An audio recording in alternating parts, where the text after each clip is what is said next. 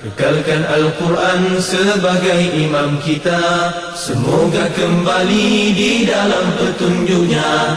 Kalamullah hidayah bagi kita, diberikan Jibril kepada. Kekalkan Al-Quran sebagai imam kita, semoga kembali di dalam petunjuk. सूरत नूर का आगाज हो रहा है, बहुत अहम सूरह मुबारक है।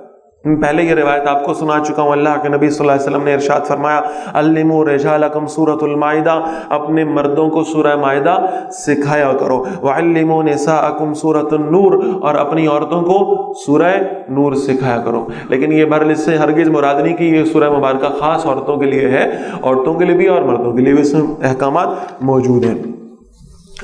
बिस्मिल्लाहिर्रहमानिर्रहीम। सूरतुन अंज़लनाहा, ये एक सूरत है जिसे हमने नाजिल किया। व फरदनाहा, और हमने इसके अहकाम को फर्ज कर दिया। अल्लाह जो कुरान में फरमाते हैं वो फर्ज है, लेकिन इस सूरह मुबारका के अंदर जो अहकाम है उनकी अहमियत इस तरह से बयान की जा रही है। फरमाया कि इसमें हमने जो नाजिल किया वो फर्ज के दर्जे का है। व अंज़लना फ़ीहा आयातिन बय्यिनात, और यकीनन हमने इसमें वाज़ेह आयात नाजिल किए, लअल्लकुम तज़क्करून, ताकि तुम नसीहत हासिल करो। अब बिल्कुल शुरू में कुछ अहकामात हैं, इनकी जो वजह तस्मिया है वो मैं अर्ज करता हूँ क्या है।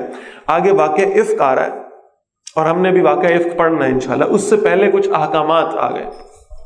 फरमाया अज़्ज़ानियतु वज़्ज़ानी फ़ज्लिदू कुल्ल वाहिदिन मिनहुमा मिअत जल्दतिन, जो बदकार औरत हो और या बदकार मर्द हो तो उनमें से दोनों को अलग अलग 100 कोड़े लगाओ।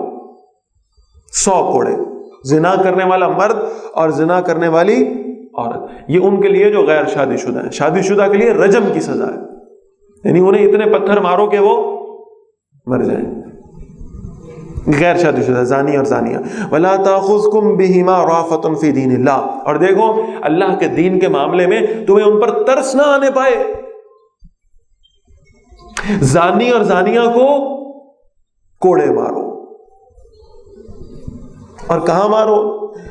इन कुंतुम तुमिनूना बिल्लाहि वल यौमिल आखिर, अगर तुम अल्लाह पर और आखिरत के दिन पर ईमान रखते हो। वल यशहद अज़ाबहुमा ताइफ़तुम मिनल मुमिनीन, और चाहिए कि इन दोनों को सजा जब दी जाए तो लोगों का एक गिरोह इस सजा को देखे। ओपन सजा होनी चाहिए। यकीन मानिए, ये जब हम हमारे मुफक्किरीन गुफ्तगू करने बैठते हैं ना, या सोशल मीडिया पे पोस्ट लगाने बैठते हैं, तो चाहे वो कसूर की ज़ैनब का केस हो या वो इस्लामाबाद की फरिश्ता का केस हो, बहरहाल उनका ध्यान एक तरफ नहीं जाता। और वो मामला ये है कि जब तक अल्लाह की बताई हुई सज़ा को नाफिज नहीं करोगे तब तक तुम्हारे मुआशरे में ये केसेस कम नहीं हो सकते, नहीं हो सकते। इनको कोड़े मारो और ये सजा इनको ओपन दी जाए लोगों के सामने, ताकि इबरत हो। कोई तरस नहीं आना चाहिए तुम्हारे दिल में। इनको लोगों के सामने ये सजा दो ताकि लोगों के लिए इबरत हो, और कल को कोई ऐसा काम करने की अपने अंदर जुर्रत ना महसूस करे। वला ताखुज़कुम बिहिमा राफ़तुन फ़ी दीनिल्लाहि इन कुंतुम तुमिनूना बिल्लाहि वल यौमिल आखिर वल यशहद अज़ाबहुमा ताइफ़तुम मिनल मुमिनीन अज़्ज़ानी ला यनकिहु इल्ला ज़ानियतन औ मुशरिकतन, ज़ानी मर्द निकाह नहीं करता मगर ज़ानिया या मुशरिका औरत से। वज़्ज़ानियतु ला यनकिहुहा इल्ला ज़ानिन औ मुशरिकुन, और ज़ानिया औरत से निकाह नहीं करता मगर ज़ानी या मुशरिक मर्द। व हुर्रिम ज़ालिका अलल मुमिनीन, और ये ज़िना का जुर्म ईमान वालों पर हराम कर दिया गया है। वल्लज़ीना यरमूनल मुहसनात, अब ये तो हो गई जिना करने वाले मर्द की सजा, जिना करने वाली औरत की सजा। अब ये बात आ गई कि मुआशरे में ऐसे भी लोग होंगे जो पाकबाज औरतों पर जिना की तोहमत लगाएंगे। बहुत आसान है किसी के दामन पे कीचड़ उछालना, मुआशरे में किसी की इज्जत को ये इल्जाम लगाकर बर्बाद कर देना, बड़ा आसान है। एक दो जुमले हैं ना बोलने, और उसकी सारी जिंदगी की कमाई हुई इज्जत तबाह बर्बाद। फरमाया वल्लज़ीना यरमूनल मुहसनात, वो लोग जो पाक दामन औरतों पर तोहमत लगाते हैं। सुम्मा लम यातू बिअरबाति शुहदा, और फिर उस पर 4 गवाह नहीं लेकर आते। फजलिदूहुम 80 जल्दतन, इनको 80 कोड़े लगाओ जो उस पर गवाह नहीं ला सके। वला तकबलू लहुम शहादतन अबदा, और उनके लिए कोई गवाही कभी भी कबूल ना करो। وَأُولَٰئِكَ هُمُ الْفَاسِقُونَ، اور وہی لوگ فاسق ہیں، إِلَّا الَّذِينَ تَابُوا مِن بَعْدِ ذَلِكَ، سوائے ان لوگوں کے جو اس کے بعد توبہ کر لیں، وَأَصْلَحُوا، اور اپنی اصلاح کریں، فَإِنَّ اللَّهَ غَفُورٌ رَحِيمٌ، تو بے شک اللہ بہت بخشنے والا اور رحم فرمانے والا ہے۔ وَالَّذِينَ يَرْمُونَ أَزْوَاجَهُمْ، اور وہ لوگ جو اپنی بیویوں پر تہمت لگائیں۔ اب معاملہ یہ ہوا کہ جب یہ بات آ گئی کہ اگر پاک باز عورت پر تہمت لگا دی ہے تو اس پر 4 گواہ لانے پڑیں گے، ورنہ 80 کوڑے پڑیں گے۔ تو بعض صحابہ نے یہ سوال کیا، خاص طور پہ حضرت عمر رضی اللہ تعالیٰ عنہ کے حوالے سے آتا ہے کہ انہوں نے یہ سوال ان کے ذہن میں آیا کہ اگر شوہر اپنی بیوی کو اپنے گھر میں کسی غیر مرد کے ساتھ زنا کرتے ہوئے دیکھ لے تو وہ 4 گواہ کہاں سے لائے گا وہاں؟ اس کے لیے تو بڑا مشکل کام ہے، 4 گواہ تو نہیں ملیں گے وہاں گھر کے اندر۔ تو اب وہ کیا کرے؟ اب اس کا حکم آ رہا ہے، فرمایا وَالَّذِينَ يَرْمُونَ أَزْوَاجَهُمْ، وہ جو اپنی بیویوں پر تہمت لگائیں زنا کی، وَلَمْ يَكُنْ لَهُمْ شُهَدَاءُ إِلَّا أَنفُسُهُمْ، اور ان کے پاس کوئی گواہ نہ ہو اپنی ذات کے سوا، فَشَهَادَةُ أَحَدِهِمْ، تو ان میں سے کسی ایک کی گواہی ہوگی، أَرْبَعُ شَهَادَاتٍ بِاللَّهِ، کہ وہ 4 بار گواہی دیں اللہ کی قسم کھا کر، یعنی 4 مرتبہ اللہ کی قسم اٹھائیں، إِنَّهُ لَمِنَ الصَّادِقِينَ، کہ بے شک وہ سچوں میں سے ہے، وَالْخَامِسَةُ، اور 5ویں گواہی ہوگی، أَنَّ لَعْنَةَ اللَّهِ عَلَيْهِ، کہ اللہ کی لعنت ہو اس پہ، إِن كَانَ مِنَ الْكَاذِبِينَ، اگر وہ جھوٹوں میں سے، یعنی اگر شوہر نے بیوی کو دیکھا ہے زنا کرتے ہوئے اور وہاں گواہ موجود نہیں ہے، وہ 4 مرتبہ اللہ کی قسم کھا کر یہ کہے گا کہ وہ سچا ہے، اور 5ویں مرتبہ یہ کہے گا کہ اللہ کی لعنت ہو اس پر اگر وہ جھوٹ بول رہا ہے۔ وَيَدْرَأُ عَنْهَا الْعَذَابَ، اور ہٹا دے گی اس کی بیوی سے یہ سزا، أَن تَشْهَدَ 4 شَهَادَاتٍ بِاللَّهِ، کہ اگر وہ بیوی 4 مرتبہ اللہ کی قسم کھا لے، إِنَّهُ لَمِنَ الْكَاذِبِينَ، کہ اس کا شوہر جھوٹوں میں سے۔ والخامسة، اور 5ویں بار وہ یہ گواہی دے، ان غضب اللہ علیہا، کہ اللہ کا غضب ہو اس پر، ان کان من الصادقین، اگر اس کا شوہر سچوں میں سے۔ ولولا فضل اللہ علیکم ورحمتہ، اور اللہ کا فضل اور اس کی رحمت اگر تم پر نہ ہوتی، وان اللہ تواب حکیم، بے شک اللہ بہت نظر کرم کرنے والا اور کمال حکمت والا۔ اب یہاں سے وہ واقعہ شروع ہو رہا ہے، بالکل آپ کی توجہ اب میری طرف مبذول ہو جائے، جسے ہم واقعہ افک کہتے ہیں، غزوہ بنو مستلق، اور یہاں سے واپسی 6 ہجری کا واقعہ ہے، اور اس غزوے سے واپسی کا وقت ہے۔ سیدہ عائشہ رضی اللہ تعالی عنہا، یعنی معاملہ یہ ہوا کرتا تھا کہ جب بھی غزوے پہ جانا ہے کسی پر، سفر کا وقت ہے، تو اللہ کا نبی صلی اللہ علیہ وسلم اپنی بیویوں میں سے یعنی کسی نہ کسی کو ساتھ لے لیا کرتے تھے باری باری۔ بعض روایت میں آتا ہے کہ قرعہ ڈالا جاتا تھا اور وہ ان بیویوں کو، ایک بیوی کو ساتھ لے جایا کرتے تھے، اور ساتھ لے جانے کا سسٹم یہ ہوتا تھا کہ ایک پالکی ہوتی تھی، پوری ڈولی جسے آپ کہہ لیں عام الفاظ میں، ان کے اندر ام المومنین کو بٹھایا جاتا تھا، اور 4 لوگ ایسے ہوتے تھے کہ جن کی ڈیوٹی ہوتی تھی کہ وہ یعنی اس کے ساتھ جو یعنی بانس لگے ہوئے ہیں سمجھ لیں، ان کو اٹھا لیا کریں اور اس پالکی کو لے کر چلا کریں۔ یہ جو غزوہ تھا، اس پہ اللہ کے حبیب صلی اللہ علیہ وسلم کے ساتھ ہم سفر رہی حضرت عائشہ رضی اللہ تعالی عنہا، اور میں بالکل مختصر کر رہا ہوں بات کو، کہ ہوا یہ کہ حضرت عائشہ رضی اللہ تعالی عنہا کسی وجہ سے اس سفر میں ایک مقام پر یعنی ان کے لیے وہ مس ہو گیا معاملہ، یعنی وہاں وہ اتری اور غالباً رفع حاجت کے لیے گئیں، اور جب واپس آئیں تو قافلہ وہاں سے جا چکا تھا۔ وہ قافلہ ایسے چلا گیا کہ جب انہوں نے یعنی وہ پالکی اٹھانے والوں نے چاروں طرف سے پالکی کو اٹھایا ہے، تو وہ حضرت عائشہ رضی اللہ تعالیٰ عنہ اتنی سلم سمارٹ تھیں کہ انہیں محسوس نہیں ہوا کہ پالکی اندر سے خالی ہے، اور انہیں مناسب بھی نہیں سمجھا ان کو ڈسٹرب کرنا، لہذا انہوں نے اپنی طرف سے اس ڈولی کو اٹھایا اور لے کر چل پڑے۔ اب حضرت عائشہ رضی اللہ تعالیٰ عنہ وہاں رہ گئی۔ پہلی بات تو آپ کو ان کی دانش کو سلام کرنا پڑے گا، اس لیے کہ حضرت عائشہ رضی اللہ تعالیٰ عنہ وہاں رک گئی کہ اللہ کے نبی صلی اللہ علیہ وسلم کو جب معلوم ہوگا کہ ام المومنین ساتھ نہیں ہیں، تو اللہ کے نبی صلی اللہ علیہ وسلم اسی مقام کی طرف جہاں پڑاؤ کیا تھا کسی کو واپس بھیج دیں گے یا قافلہ واپس آ جائے گا، ورنہ اگر میں نے کوئی اور ڈائریکشن اختیار کر لی تو میں بھٹک جاؤں گی اور ان سے ملنے کا امکان بالکل ختم ہو جائے گا۔ تو اما عائشہ رضی اللہ تعالیٰ عنہ وہیں آرام فرمانے لگی۔ ایک صحابی تھے جن کی ذمہ داری یہ لگائی گئی تھی کہ وہ یعنی پیچھے پیچھے لشکر کے چلا کرتے تھے، کچھ ڈیلے کے ساتھ روانہ ہو جایا کرتے تھے، تو ان کی ذمہ داری یہ تھی کہ وہ یعنی راستے میں دیکھتے ہیں اگر مسلمانوں کی کوئی چیز جو ہے وہ جو مثال کے طور پر کوئی سامان ہے جو ڈراپ ہو گیا رہ گیا تو اس کو پک کر لیں۔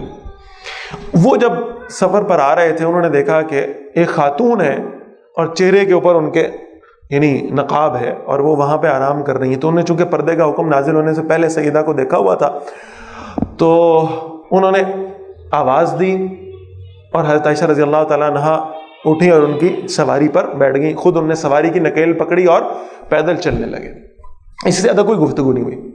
ظاہر ہے کہ یہ تمام ایمان والے صحابی تھے اور یہ سب جانتے تھے کہ یہ امہات المومنین ہیں, انہیں اللہ نے ہماری مائیں قرار دیا ہے.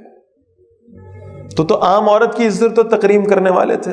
اور وہاں کے مرد حضرات کا بھی معاملہ یہ تھا صحابہ رضوان اللہ علیہم اجمعین کہ وہ یہ کہ کسی کی عزت پہ ہاتھ ڈالنا تو معاذ اللہ بڑی دور کی بات ہے, اپنی عزتوں کی حفاظت کرنے والے بڑی شرم و حیا والے لوگ تھے. میں نے آپ کو روایت سنائی تھی کہ حضرت عثمان غنی رضی اللہ تعالیٰ عنہ فرماتے ہیں کہ میں نے یعنی کامل الحیاء والایمان سیدنا عثمان بن عفان رضی اللہ تعالیٰ عنہ وہ یہ فرماتے ہیں کہ میں کبھی بھی یعنی وہ بالکل کورڈ جگہ کے اندر جب میں غسل کرنے لگا ہوں تب بھی میں اپنے کپڑے پورے نہیں اتارتا اور میں برہنہ نہیں ہوتا, اس لیے کہ مجھے اللہ سے حیا آتی ہے.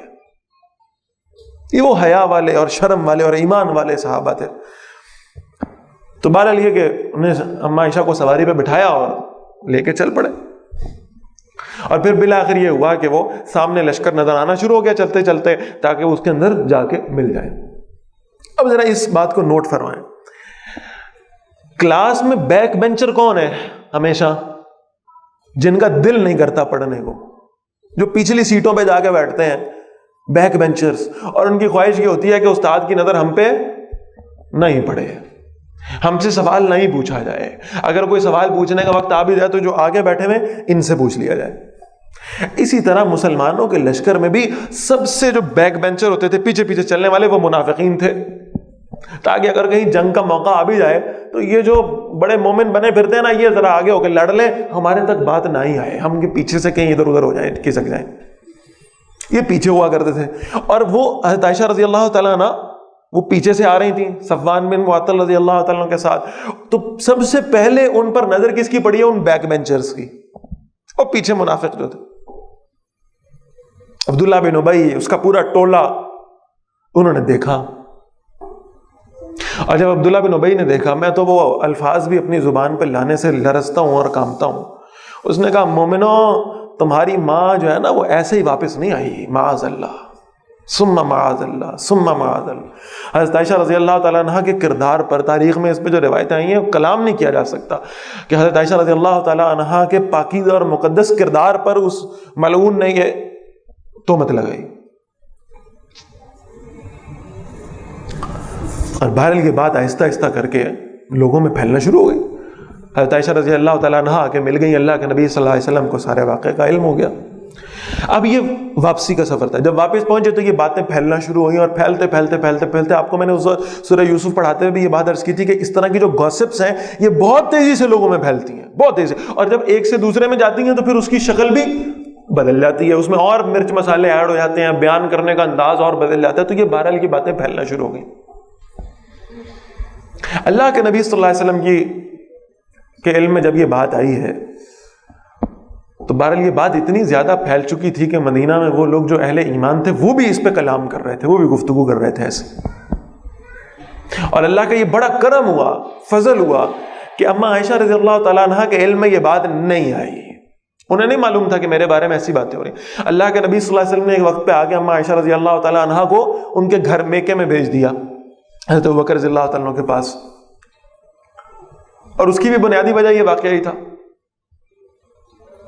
اس وقت اماں عائشہ رضی اللہ تعالیٰ عنہ یعنی ایک دن رات کو اپنی خادمہ کے ساتھ رفع حاجت کے لیے نکلی ہیں اور اس خادمہ کو کہیں یعنی ٹھوکر لگی ہے پاؤں میں, اور اس خادمہ کے منہ سے یہ یعنی اپنے بیٹے کے بارے میں, سگے بیٹے کے بارے میں جو صحابی بھی تھا اور اس کی کفالت حضرت ابوبکر رضی اللہ عنہ کے ذمہ تھی, اس کے بارے میں یہ جملہ نکلا کہ اللہ تجھے غارت کرے. تو حضرت عائشہ نے کہا کہ وہ تو تیرا بیٹا ہے, تو اس کے بارے میں ایسا کیوں کہہ رہی ہے؟ اس نے کہا وہ بھی تو آپ کے خلاف باتیں کرنے میں ملوث ہے. تب حضرت عائشہ رضی اللہ تعالیٰ عنہ نے پوچھا کون سی باتیں, کیسی باتیں؟ اور تب ان کے علم میں آیا کہ میرے تو کردار پر یہ کیچڑ اچھالا جا رہا ہے, مجھ پر یہ تہمتیں لگائی جا رہی ہیں, میرے بارے میں یہ سب کچھ بیان کیا جا رہا ہے. اور یہ میں حضرت مریم سلام اللہ علیہا کا واقعہ میں بھی یہ بات عرض کر چکا ہوں کہ ایک ایسی عورت جو انتہائی پاکیزہ کردار کی ہو, انتہائی پاکیزہ, اگر اس پر کہیں اس طرح کے کریکٹر کا الزام لگ جائے، وہ الزام تو جھوٹا ہی ہوگا ظاہر ہے، لیکن اس کی مینٹل کنڈیشن کا آپ اندازہ لگائیں کہ کتنی، یعنی اس کو اس بات کی تکلیف ہوگی، کتنی اذیت ہوگی کہ میں نے ہمیشہ اپنی عزت کو سنبھال کے رکھا اور میرے بارے میں لوگ ایسی باتیں کر رہے ہیں۔ تو بہرحال اما عائشہ رضی اللہ تعالیٰ عنہ اس کیفیت میں گرفتار تھی، ایک اذیت تھی، ایک پریشانی تھی، اللہ کے سامنے رونا دھونا تھا۔ تو یہ کیفیت بہت دن چلتی رہی، لوگوں میں باتیں بنتی رہی، اور تاریخ میں لکھا ہے کہ اللہ کے نبی صلی اللہ علیہ وسلم نے ایک موقع پر آ کر بہرحال یہ کہ یعنی آپ صلی اللہ علیہ وسلم اس مخمصے میں مبتلا تھے کہ کیا کریں اس معاملے کا، تذبذب کا شکار تھے۔ پھر اللہ کے نبی صلی اللہ علیہ وسلم نے وہی کیا جو آپ صلی اللہ علیہ وسلم ہر موقع پہ کیا کرتے تھے، اور وہ یہ تھا کہ اپنے قریبی صحابہ سے اس معاملے کے متعلق مشورہ کریں۔ اور پھر آپ صلی اللہ علیہ وسلم کی واضح حدیث ہے، آپ صلی اللہ علیہ وسلم فرماتے ہیں میں ہر کام میں مشورہ کرتا ہوں، چاہے 2 لوگوں سے کیوں نہ کروں۔ یہ 2 لوگ کون ہیں؟ شیخین، حضرت ابوبکر رضی اللہ تعالیٰ عنہ، حضرت عمر رضی اللہ تعالیٰ، اور اللہ کے نبی صلی اللہ علیہ وسلم فرماتے ہیں جب یہ دونوں کسی بات پر متفق ہو جائیں تو میں کسی اور سے مشورہ لینے کی ضرورت نہیں سمجھتا۔ تو آپ صلی اللہ علیہ وسلم نے مشورہ کیا، اور آپ سلام پیش کریں گے سیدنا ابوبکر رضی اللہ تعالیٰ عنہ کو کہ عام طور پر کوئی ایسا کیس ہوتا ہے تو بیٹی کا باپ ہمیشہ اپنی بیٹی کی سائڈ لیتا ہے کہ نہیں لیتا؟ حضرت ابوبکر رضی اللہ عنہ خاموش رہے، اس لیے کہ سامنے کوئی داماد نہیں ہے بلکہ سامنے اللہ کے رسول ہے صلی اللہ علیہ وسلم۔ بڑی برداشت ہے اور بڑا صبر ہے اور بڑا تحمل ہے سیدنا صدیق اکبر رضی اللہ تعالیٰ عنہ کا۔ اور پھر اللہ کے نبی صلی اللہ علیہ وسلم نے مشورہ کیا، مجھے بتاؤ میں کیا کروں، مجھے بتاؤ میں کیا کروں، مجھے مشورہ دو، مجھے مشورہ دو۔ تو یہ وہ موقع تھا جب سارا مدینہ بات کر رہا ہے اما عائشہ رضی اللہ تعالیٰ عنہ کے حوالے سے، اور وہاں اللہ کے نبی صلی اللہ علیہ وسلم مشورہ لے رہے ہیں کہ کیا کریں۔ تو وہاں حضرت عمر رضی اللہ تعالیٰ عنہ وہ شخص تھے جنہوں نے کہا اللہ کے نبی صلی اللہ علیہ وسلم آپ ہم سے مشورہ مانگ رہے ہیں، ہم آپ کو مشورہ ضرور دیتے ہیں، لیکن پہلے آپ ہمارے ایک سوال کا جواب دیں۔ آپ صلی اللہ علیہ وسلم نے فرمایا پوچھو، کیا پوچھتے ہو؟ حضرت عمر رضی اللہ تعالیٰ عنہ نے عرض کیا اللہ کے نبی صلی اللہ علیہ وسلم آپ یہ بتائیں عائشہ سے نکاح آپ نے اپنی مرضی سے کیا تھا یا اللہ کی مرضی سے کیا تھا؟ بس اس کے جواب میں ہمارا مشورہ پوشیدہ ہے، آپ جو جواب دیں گے وہی ہمارا مشورہ ہو۔ اللہ کے نبی صلی اللہ علیہ وسلم نے فرمایا میں نے اپنی مرضی سے نہیں کیا، بلکہ ہوا تو یہ تھا کہ رات کا وقت تھا، مجھے بیدار کیا گیا، جبرائیل علیہ السلام آئے تھے اور مجھے دکھایا گیا ایک عورت کو جس کے چہرے کے اوپر کپڑا تھا، اور فرمایا گیا، عرض کیا گیا کہ اللہ کے نبی صلی اللہ علیہ وسلم اللہ نے اس عورت سے آپ کا نکاح طے کر دیا ہے۔ اور میں نے جب دیکھا تو وہ عورت عائشہ تھی رضی اللہ تعالیٰ، یہ میں نے تو نہیں کیا، یہ تو اللہ نے کیا، یہ تو اللہ کی چوائس ہے، عائشہ تو اللہ کی چوائس ہے رضی اللہ تعالیٰ عنہ۔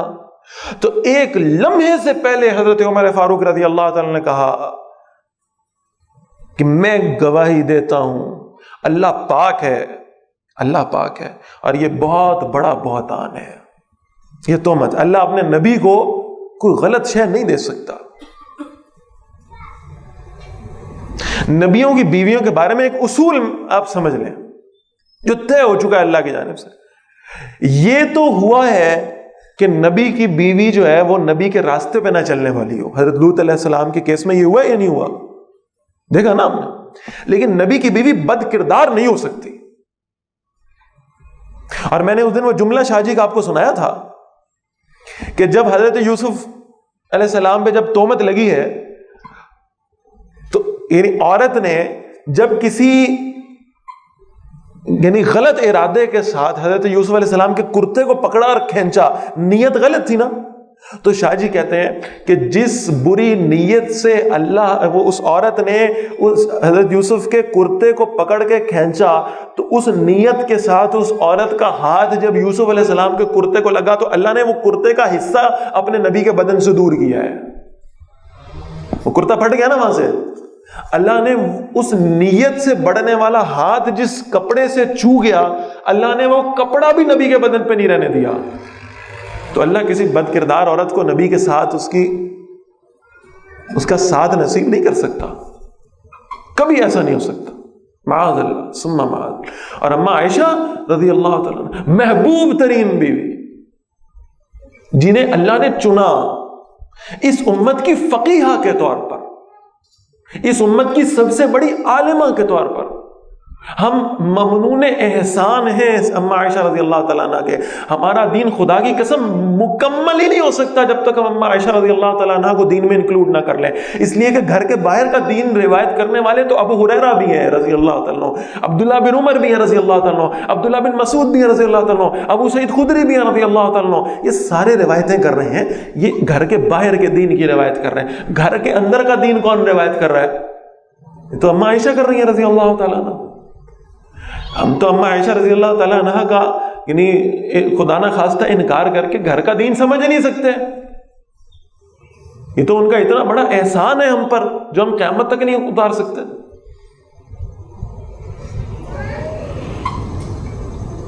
تو حضرت شاہ جی کو ایک دفعہ پوچھا گیا، کسی نے شرارتاً پوچھا، کہا بتائیں آپ حضرت علی رضی اللہ تعالیٰ عنہ کی اولاد میں سے ہیں، آپ سید ہیں، آپ اہل بیت میں سے ہیں، اولاد میں سے ہیں، آپ بتائیں حضرت علی رضی اللہ تعالیٰ عنہ اور حضرت عمر رضی اللہ تعالیٰ عنہ میں کیا فرق ہے؟ آپ کہتے ہیں مجھے حضرت عمر سے بڑی محبت ہے، اولاد آپ حضرت علی رضی اللہ تعالیٰ عنہ کی ہیں، تو ان دونوں میں فرق ہے۔ اب یہ وہ معاملہ ہے جس پہ بڑا یعنی کوئی ہلکا سا بھی جواب ایسا دے دیا جائے جس میں ذرا سی اونچ نیچ ہو اور جس میں توازن خراب ہو تو بڑا مسئلہ ہو سکتا ہے، اس پہ بڑا شر پھیل سکتا ہے۔ لیکن حضرت شاہ جی نے جو جواب دیا، کیا خوبصورت جواب۔ وہ کہتے ہیں فرق کیا ہے؟ فرق یہ ہے کہ دونوں صحابی ہیں، دونوں کی عظمت بڑی اونچی ہے، لیکن علی مرید رسول ہیں، عمر مراد رسول ہیں۔ بات سمجھ آئی کہ نہیں آئی؟ حضرت علی رضی اللہ تعالیٰ نے اسلام قبول کیا ہے، اور حضرت عمر رضی اللہ عنہ کو اللہ کے نبی صلی اللہ علیہ وسلم نے راتوں میں جاگ جاگ کے اللہ سے مانگا ہے، دعائیں کی ہیں حضرت عمر رضی اللہ تعالیٰ عنہ کے لیے۔ یہ فرق ہے۔ پھر اس نے پوچھا دوسرا سوال، مجھے یہ بتائیں حضرت خدیجہ میں اور حضرت عائشہ میں کیا فرق ہے رضی اللہ تعالیٰ عنہما؟ اب یہ دونوں امہات المومنین ہیں، دونوں کے درجات بہت اونچے ہیں، دونوں کے ساتھ اللہ کے نبی صلی اللہ علیہ وسلم کو بڑی محبت تھی، کوئی فرق نہیں۔ لیکن وہاں سوال آ گیا کہ فرق کریں، تو بڑا خوبصورت جواب دیا ہے حضرت شاہ جی نے کہ دونوں کے مرتبے بہت اونچے ہیں، لیکن یاد رکھنا خدیجہ سے نکاح کرنے والے محمد ابن عبداللہ تھے اور عائشہ سے نکاح کرنے والے محمد الرسول اللہ تھے صلی اللہ علیہ وسلم۔ کیا خوبصورت جواب۔ خدیجہ رضی اللہ تعالیٰ سے جب نکاح ہوا ہے تو اللہ کے نبی صلی اللہ علیہ وسلم کو نبوت نہیں ملی تھی، اور سیدہ عائشہ رضی اللہ تعالیٰ سے جب نکاح ہوا ہے اور اتنی چھوٹی عمر میں، اب وقت نہیں ہے کہ میں اس پہ بڑی تفصیلی گفتگو کروں، لیکن بہرحال یہ سمجھ لیں کہ یہ جو 6، 9 اور 16، 19 والے چکر میں ہم پڑھتے ہیں نا، یہ کوئی چکر نہیں ہے تاریخ میں۔ یہ بڑی واضح بات ہے کہ اتنی چھوٹی عمر میں نکاح کروایا گیا ہے اور اللہ کی مرضی سے کرایا گیا ہے، اس لیے کہ اللہ نے سیدہ عائشہ رضی اللہ تعالیٰ عنہ کو جو اتنی لمبی عمر عطا فرمائی ہے حضور صلی اللہ علیہ وسلم کی وفات کے بعد بھی، وہ اس لیے کہ اما عائشہ رضی اللہ تعالیٰ عنہا اس امت کو ان کا دین سکھائے ہیں، ان کا دین سکھائیں۔ تو جب یہ پوچھا گیا تو حضرت عمر رضی اللہ تعالیٰ واحد تھے جنہوں نے گواہی دی کہ میں گواہی دے رہا ہوں اس بات کی کہ اللہ پاک ہے، اور حضرت عائشہ رضی اللہ تعالیٰ عنہ پہ جو لگائی نا یہ تہمت ہے، بہت بڑی جھوٹ ہے۔ اب ذرا ان الفاظ کو پڑھ دیں۔ Kekalkan Al-Quran sebagai imam kita, semoga kembali di dalam petunjuknya. Kalamullah hidayah bagi kita, diberikan Jibril kepada. Kekalkan Al-Quran sebagai imam kita, semoga kembali di dalam petunjuknya. Kalamullah hidayah bagi kita.